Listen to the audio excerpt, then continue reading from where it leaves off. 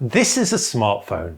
This is the Boox Palma, a smartphone-sized e-paper e-reader.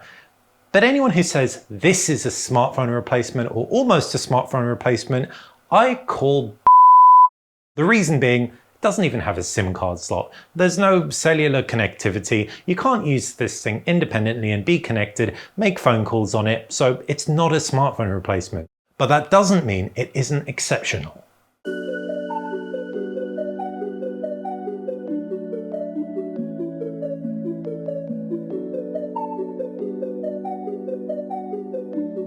What makes the Boox Palma so special is how versatile it is. Starts with the size. You've got a 6.13-inch e-paper display, and that means, as you can see, it's very comfortable to hold.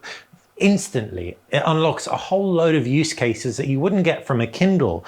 Kindles are bigger, they don't fit in your pocket. This one, if you don't have two smartphones and you don't mind carrying something extra, fits in a pocket comfortably, fits in your hand really comfortably, and you can use it for hours without your hand feeling tired, just like you would a relatively light smartphone, because this thing is light. So practically, the design makes for a lot of awesome use cases. The screen is also more eye-friendly than a smartphone's.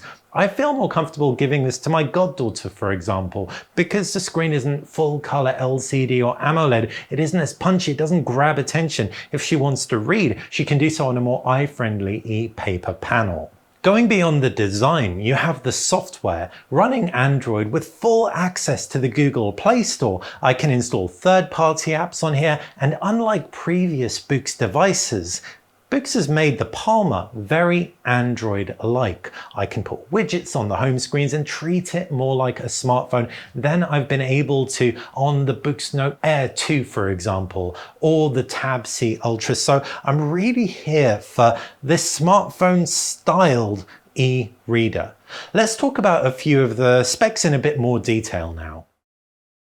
I mentioned this thing's light. 170 grams is lighter than an iPhone 15, for example, so it's very comfortable to use. It's a plastic body, so there's no metal here. It doesn't feel incredibly premium, but the really textured back and the matte plastic feels really easy to grip onto as well, so it's not going to slip out of your hands anytime soon. What I also like about this thing is the screen is very matte. It's not shiny, it's not glossy, so you're comfortably able to use it indoors or outdoors, even on a sunny day. As for buttons and ports, there's a USB-C port at the base, as well as a loudspeaker. On the right-hand side, volume and power buttons, as you'd expect on a smartphone, but there's a customizable button on the left-hand side, and this, for me, is a game changer for e-ink devices. It works by default as a refresh button. If you've ever used an e-ink device before, you'll have probably seen a fair bit of ghosting, residual image left from the slide or page before. A press of this button and it refreshes the entire page, so you have crisp text laid against a very clean white backdrop. Kind of grey, but you know what I mean. At the top there's a microphone, or that's what it looks like. So this thing does have a mic. You can install WhatsApp on here, you can have WhatsApp calls, for example. It's also got Bluetooth as well. But ultimately, using this thing in any way, shape or form for communication is not going to be an ideal experience. In fact, using it like a phone, you're going to be very, very handicapped for a few reasons. The e-ink display is very attractive, 300 pixels per inch, it's nice and sharp, refreshes really quickly as well. I was very impressed with that. There's no pen input like on other Boox devices, for example. But the fact it's monochrome, you're really going to struggle with a lot of smartphone apps, even down to simple ones like Wordle. For example, if you open up that via the browser, you won't be able to tell when you've got a letter right or wrong because they all kind of look the same. So a lot of applications, the user experience relies on color, and you don't have that here. So you'll really want to curb your expectations if you're picking this up to give you a lighter smartphone experience. But what it does for reading is exceptional because it puts a library of books literally in your palm, probably hence the name.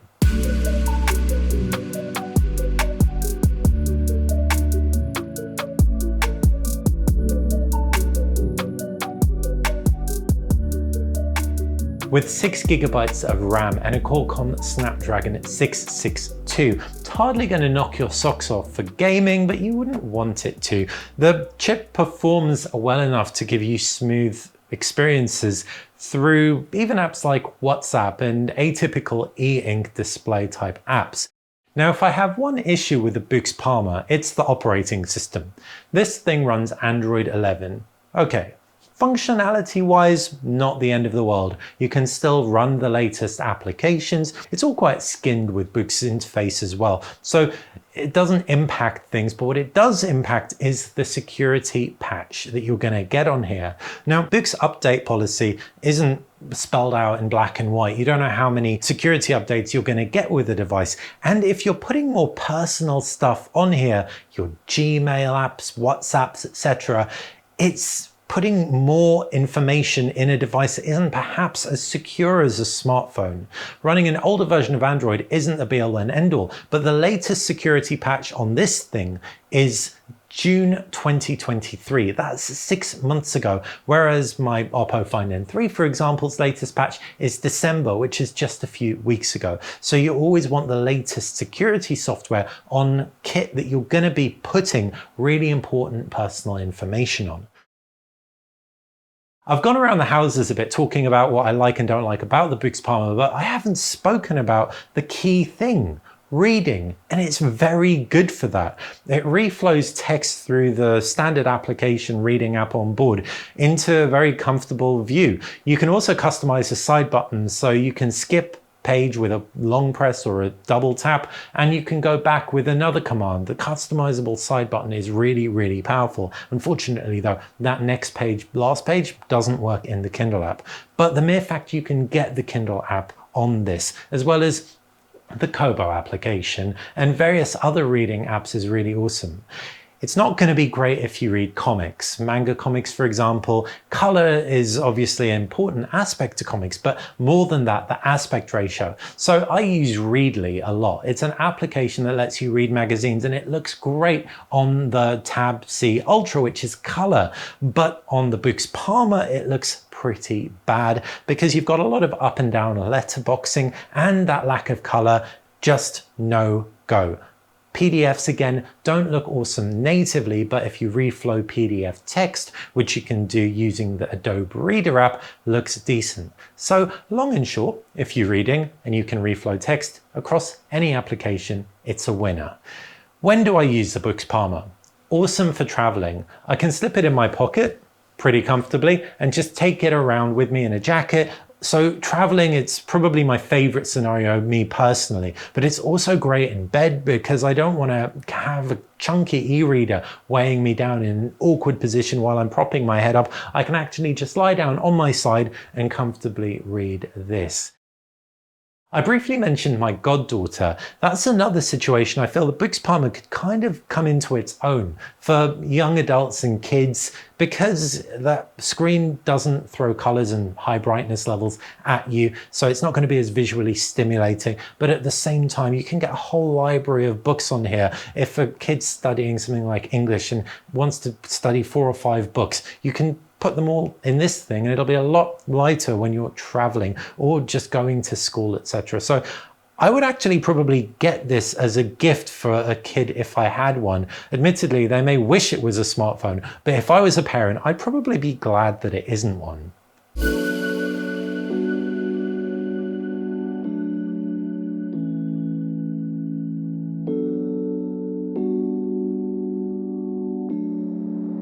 Around the back, there's a 16 megapixel camera and it's hardly worth talking about. It's there as a text scanner. If you use it in a pinch, you should be able to get a relatively okay scanned document from it, but you'll probably be better off with your phone. Boox does try and cobble together some software to make compiling multiple pictures into a document easier, so give them credit for that. But like I said, application on your phone will do the job just as well, if not better.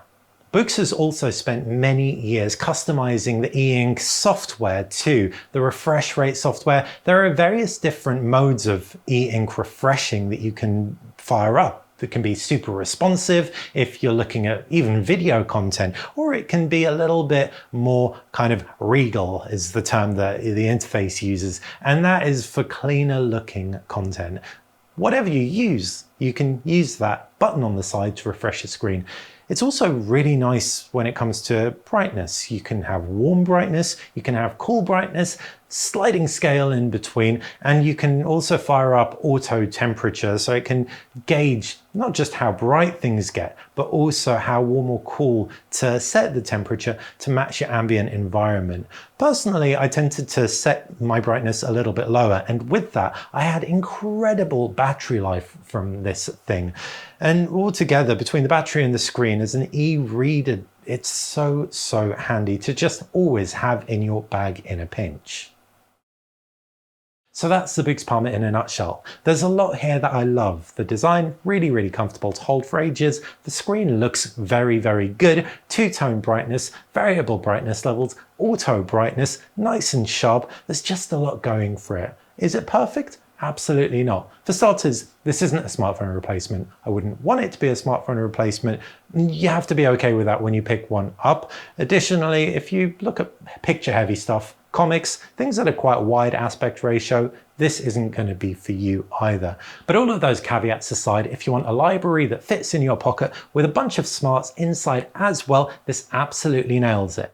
So what do you think of the Boox Palma? Let me know in the comments section below, and if you've got any questions about it, fire them away. I'll be hanging on to it for a little bit longer, so I'll do my best to answer. Thanks for watching.